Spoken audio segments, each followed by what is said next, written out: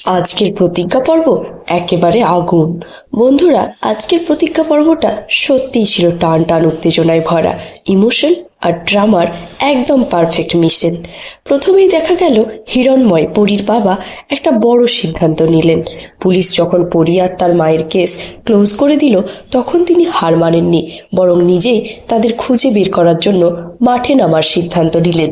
এই দৃশ্যটা সত্যিই দেখিয়ে দিল একজন বাবার ভালোবাসা কতটা শক্তিশালী হতে পারে। এরপর আসে একটু মজার কিন্তু গুরুত্বপূর্ণ টুইস্ট, অভির পোস্টারের ঘটনা।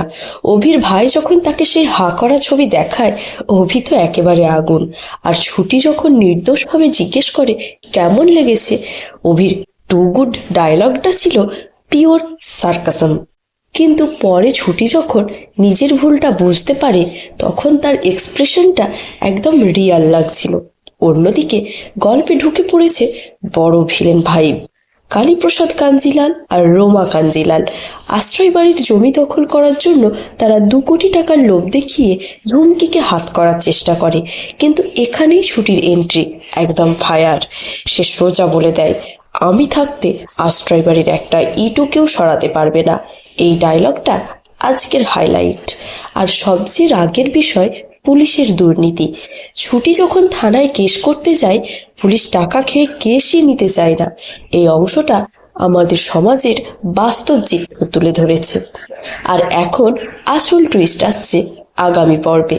হিরণময় যখন জীবনের আশা ছেড়ে দেয়, তখন ছুটি তাকে বাঁচায়। একটা দারুণ ইমোশনাল মুহূর্ত।